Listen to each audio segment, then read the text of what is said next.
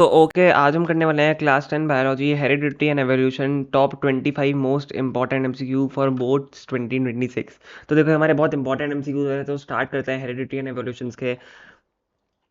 Okay okay, एक second. ठीक है, तो देखो the organs present in two organisms indicate that they are derive from the same ancestor are A analogous organs, B respiratory organs, C sense organs, D homologous organs. तो देखो इसका answer है आपका D homologous organs. Same ancestor से आए organ structure wise similar होते हैं, इसलिए होमोलोगस इनको कहते हैं। ओके, तो इसका आंसर है आपका होमोलोगस ऑर्गन्स। ये आपका फर्स्ट एमसीक्यू है। Next, which of these is not a vestigial organ in human beings? A. Appendix, B. Wisdom tooth, C. Nictitating membrane, D. Gallbladder। तो देखो इसका भी आंसर है डी हमारा गॉल ब्लैडर। गॉल ब्लैडर अभी भी फंक्शनल है, ओके, जबकि बाकी वेस्टिजियल जो ऑर्गन है वो अब यूज नहीं होते हैं, इसलिए इसका आंसर है गॉल ब्लैडर, और gall bladder is not a vestigial organ. Next, the human species has genetic roots in A. Australia, B. Africa, C. America, D. Indonesia। देखो ये इंपॉर्टेंट एमसीक्यू है। ह्यूमन स्पीशीज जो है उनमें जेनेटिक रूट्स कहाँ होते हैं? A Australia, B Africa, C America, D Indonesia. तो देखो इसका आंसर है बी अफ्रीका। ये आपको लर्न करना है। मॉडर्न ह्यूमंस का जो ओरिजिन है अफ्रीका में हुआ था, ओके, वहां से पूरे वर्ल्ड में स्प्रेड हुए थे ये। तो यस, इसका आंसर हमारा बी अफ्रीका है। Next, a trait in an organism is influenced by A paternal DNA only, B maternal DNA only, C both maternal and paternal DNA, D neither by paternal nor maternal DNA। तो देखो obviously ये देखो D तो इसका हो नहीं सकता, neither by paternal nor maternal DNA. तो देखो इसका आंसर आपका क्या होगा? इसका आंसर होगा आपका C B both, sorry C both maternal and paternal DNA. Traits दोनों पेरेंट्स के डीएनए से मिलकर बनते हैं, ये तो आपको पता ही होगा, ठीक है, इसलिए दोनों का रोल होता है इसमें। तो इसका आंसर हमारा सी है। Next, two pink colored flowers are crossing resulted on crossing resulted in one red, two pink and white flower progeny. The nature of the cross will be, देखो इंपॉर्टेंट क्वेश्चन है। A double fertilisation, B self pollination, C cross fertilisation, D no fertilisation. बताओ, देखो इसका answer है हमारा C cross fertilisation. देखो pink pink into pink flower जो का रिजल्ट 1:2:1 होता है, आपको पता ही होगा। ये इनकम्प्लीट डोमिनेंस का केस है, इसलिए इसका आंसर हमारा सी क्रॉस फर्टिलाइजेशन है। Next, which of the following pairs are homologous organs? A. Fold limbs of a bird and wings of a bat. B. Wings of a bird and wings of a butterfly. C. Pectoral fins of a fish and fold limbs of a horse. D. Wings of a bat and wings of a cockroach। देखो आपने पढ़ा होगा ये, answer जल्दी से बताओ। इसका answer है हमारा ए fold limbs of a bird and wings of a bat. Structure similar होने की वजह से ये होमोलोगस ऑर्गन्स है, okay, despite different functions. Next, new species में बी फॉर्म्ड इफ फर्स्ट, देखो इसमें आपको ये चूज करने ऑप्शन हमारे पास दिए हुए हैं। First, DNA undergo significant changes in germ cells. Second, chromosome number changes in the gamete. Third, there is no change in genetic material. Fourth, mating does not take place. देखो इनमें से दो कौन से करेक्ट हैं, तीन कौन से करेक्ट हैं, आपको ये बताना है। ए 1 एंड सेकंड करेक्ट है, B first and third, C second third and fourth, D first second and third. तो देखो इसका क्या आंसर है? इसका आंसर है हमारा ए 1 एंड 2। सिग्निफिकेंट डीएनए चेंज या क्रोमोसोम नंबर चेंज से नए स्पीशीज बन सकते हैं, ठीक है, ये इसलिए इसका ए आंसर है, फर्स्ट एंड सेकंड। नेक्स्ट आपका in peas a pure tall plant, इसको हम डबल टी से डिनोट करते हैं, is crossed with a pure short plant, small T, ठीक है। The ratio of pure tall plants to pure short plants in F2 generation will be A 1:3, B 3:1, C 1:1, D 2:1। ये देखो बहुत important है, क्या होगा इसका आंसर? इसका आंसर होगा आपका सी 1:1। F2 जनरेशन में 1 tt, ये मतलब 1 tall pure tall plants is to 2 tall short plants is to 1 tall ये शॉर्ट प्लांट्स। समझे आप? 1 रेशियो जो है टॉल प्लांट्स का मतलब 1 tall ratio 2 tall short plants ratio 1 tall plants ratio में मिलता है, जिसमें 1 प्योर है 1 शॉर्ट होगा, ठीक है। तो इसका यही हमारा 1:1 आंसर है। Next, which of the following is ancestor of broccoli? Broccoli का एंसेस्टर कौन है? ए कैबेज, बी कॉलीफ्लावर, सी वाइल्ड कैबेज, डी केल। तो देखो इसका आंसर है आपका wild cabbage. Broccoli wild cabbage से सिलेक्शन से इवॉल्व वेराइटी है, ठीक है। आर्टिफिशियल सिलेक्शन का रिजल्ट है ये, ओके, आर्टिफिशियल सिलेक्शन से होता है। Next, a cross between two individuals result in a ratio of 9:3 is to 3:1। ये देखो बहुत बहुत बहुत इंपॉर्टेंट एमसीक्यू है। For 4 people possible phenotypes of progeny, this is an example of a monohybrid cross, b dihybrid cross, c test cross, d f1 generation. तो देखो इसका answer आपको तो पता ही होना चाहिए। इसका आंसर है हमारा डाई हाइब्रिड क्रॉस, ठीक है। 9:3:3:1 तब आता है जब दो ट्रेड्स का इनहेरिटेंस स्टडी किया जाता है, आपको पता ही होगा, तो उसे डाई हाइब्रिड हम क्रॉस बोलते हैं। Next, evolution of a wild cabbage is an example of A. Artificial selection, B. Natural selection, C. Mutation, and D. Genetic drift। तो क्या होगा आंसर आप इसका? तो देखो इसका हमारा आंसर है ए आर्टिफिशियल सिलेक्शन। ह्यूमंस ने कैबेज की वैरायटी सेलेक्ट करके इवॉल्व की, ओके, इसीलिए ये आर्टिफिशियल सिलेक्शन है, अंडरस्टैंड। तो यही हमारा ए आंसर है। If the fossil of an organism is found in the deeper layers of Earth, then we can predict that A. The extinction occurred recently. B. The extinction occurred thousands of years ago.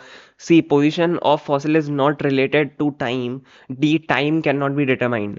देखो ये भी important है हमारा MCQ. इसका answer आपका क्या होगा? देखो आप थोड़ा सा अगर दिमाग लगाओगे तो आपको पता चल जाएगा, इसका आंसर बी है, क्योंकि the extension occurred thousand of years को यही होगा, क्योंकि थाउजेंड ऑफ ईयर्स अगर आप करोगे तो आपको डीपर लेयर्स में ऑर्गेनिज्म का फॉसिल मिलेगा, ठीक है। डीपर लेयर्स पुराने समय के फॉसिल दिखाते हैं, ये तो आपको पता ही होगा, तो एक्सटिंक्शन पुराना होगा। Next, the sequence of gradual changes which take place in primitive organisms over million of years is known as A. evolution, B. hereditary, C. generation, D. inheritance। देखो ये तो बहुत ज़्यादा easy है, इसका आंसर है A. evolution। evolution gradual change का process है, ओके, जो millions of years में होता है, ये तो आपको पता ही होगा। और ये आपको लर्न करना है evolution तो, और बहुत ज़्यादा easy है MCQ, आपको देखते ही पता चल जाएगा। Next, the modern day human species has evolved from its earliest ancestor who lived in A. Asia, B. Australia, C. Africa, D. China। देखो अफ्रीका सी होगा, इसका आंसर है सी अफ्रीका, ठीक है। सबसे, क्योंकि आप लोगों को मैंने बताया था सबसे पहले मॉडर्न ह्यूमंस अफ्रीका में डेवलप हुए और वहां से ही माइग्रेट किए, ठीक है। तो इसका आंसर सी अफ्रीका है। Next, a zygote that has an X chromosome inherited from the father will develop into। ये बहुत इंपॉर्टेंट है, एक्स क्रोमोसोम वाई क्रोमोसोम वाला कॉन्सेप्ट आप इसको लर्न कर लीजिएगा, इसका टेबल होती है। A girl, B boy, C either boy और girl, D X chromosome does not influence sex. तो देखो इसका क्या आंसर होगा? इसका आंसर होगा आपका ए गर्ल। फादर से अगर एक्स क्रोमोसोम मिला तो जायगोट फीमेल एक्स एक्स बनाएगा, ठीक है, यानी गर्ल बनाएगा, ठीक है। तो नेक्स्ट है आपका, what does the progeny of a tall plant with round seeds and a short plant with wrinkled seeds look like? A. All are tall with round seeds. B. All are short with round seeds. C. All are tall with wrinkled seed. D. All are short with wrinkled seed। देखो ये wrinkled seed और आपका round seed वाला बहुत सारे question आते हैं, तो आप इसको ढंग से एमसीक्यू को देखना और इसको लर्न करना। आप क्या होगा इसका आंसर, आप खुद एक बार गेस करो। इसका आंसर है आपका A. All are tall with round सीज। टॉल और राउंड ट्रेड्स डोमिनेंट होते हैं, ठीक है, आपको पता ही होगा, इसलिए F1 जनरेशन में सब होंगे, सेम होंगे, इसलिए F1 जनरेशन में ये सेम होंगे। Next, which of the following statement is incorrect?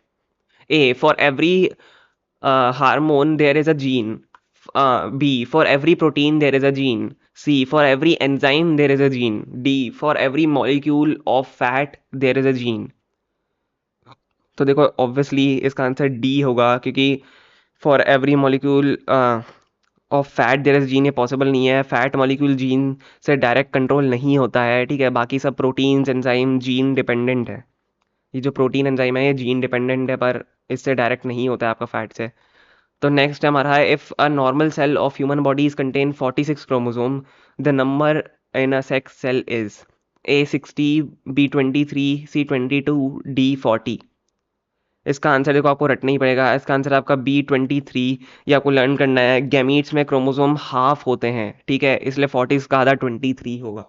तो 46 का आधा आपका 23 होता है, तो आपको ये लर्न करना है। Next, which of the following determines the sex of a child? A. Length of pregnancy. B. Time of ovulation.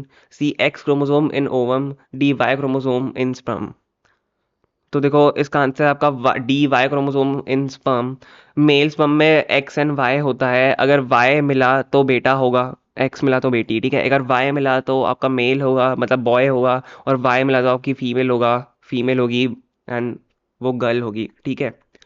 Next आपका, identify the two extant organism studied from fossils. A white tiger and sparrow, B dinosaurs and, देखो इसकी मेरे को pronunciation नहीं आ रहा है, ठीक है, ये फिश है। D C ammonoid and white tiger. B trilobite and white tiger. तो देखो इसका आंसर क्या होगा? इसका आंसर है बी हमारा, ठीक है। ये दोनों एक्सटिंक्ट हो चुके हैं और हमें इनके फॉसिल मिले हैं, ठीक है, इसलिए इसका answer dinosaur and A fish है। तो यही हमारा आंसर है। Next, a man with blood group A marries a woman having blood group O, the child's blood group can be. देखो केस बेस्ड टाइप आपका एमसीक्यू हो गया। A only, sorry, A O only, B A only, C A B, D A और O. अगर आपका man का blood group ए है, उसने वुमेन से शादी करी और उसका ब्लड ग्रुप ओ है, तो चाइल्ड का ब्लड ग्रुप क्या होगा? देखो ऑब्वियसली इन दोनों में से कोई भी हो सकता है, तो इसका आंसर है डी, ए और ओ। फादर का ए है और मदर का ओ है, तो बच्चा ए या ओ ब्लड ग्रुप का हो सकता है, okay. Next, two P plants, one with round green seeds, इसको इससे डिनोट करते हैं capital R2R and small 2y, and another with wrinkled yellow RR YY capital होंगे इसमें। Seeds produce F1 progeny, the seeds are A round and yellow, B, ये B और C पता नहीं दो बार क्यों आ गए हैं, B round and green, C wrinkled and green, D wrinkled and yellow. तो इसका आंसर आपका क्या होगा? इसका आंसर है आपका A, round and yellow seeds होंगे। Round and yellow dominant traits हैं, आपको पता ही होगा, इसलिए F1 में सब राउंड और येलो होते हैं। Next, what will be the number of chromosome if palisade cells have 28? B, sorry, A 56, B 28, C 14, D 4। तो देखो इसका आंसर आपको पता ही होना चाहिए। इसका आंसर है आपका सी 14। गैमीट्स में क्रोमोसोम नंबर आधा होता है, ठीक है, तो 28 का आधा 14 होगा।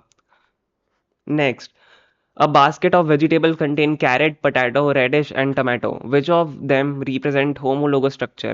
A carrot and potato, B carrot and tomato, C radish and carrot, D radish and potato। देखो इसका आंसर है आपका सी, रेडिश एंड कैरेट। दोनों रूट मॉडिफिकेशंस हैं, स्ट्रक्चर वाइज सिमिलर हैं, इसलिए होमोलोगस स्ट्रक्चर हैं ये दोनों, okay. Next, which of the following pair of organ is not homologous? A forelimbs in human and lizard, B forelimbs in lizard and frog, C wings in butterfly and bat, D none of these। तो देखो इसका answer है आपका wings in butterfly and bat, C, ठीक है। ये analogous है, ये एनालॉगस है आपके, ठीक है, wings in butterfly and bat. Function same है, पर स्ट्रक्चर और ओरिजिन इनका अलग है, ठीक है। तो यही आपका आंसर है सी। तो देखो हमारे यहाँ पे एमसीक्यू खत्म होता है। 25 मोस्ट इंपॉर्टेंट एमसीक्यू से ये बोर्ड में पूछे जा सकते हैं, बोर्ड 2026 में, और आपके एग्जाम्स में भी आने के बहुत चांसेस हैं, तो आप इनको लर्न कर लीजिएगा। And thank you so much for watching. अगर आपको और एमसीक्यूज चाहिए किसी और चैप्टर पे, तो मैं आप हमें बताइएगा कमेंट्स में, हम उस पर ज़रूर वीडियो बनाएंगे।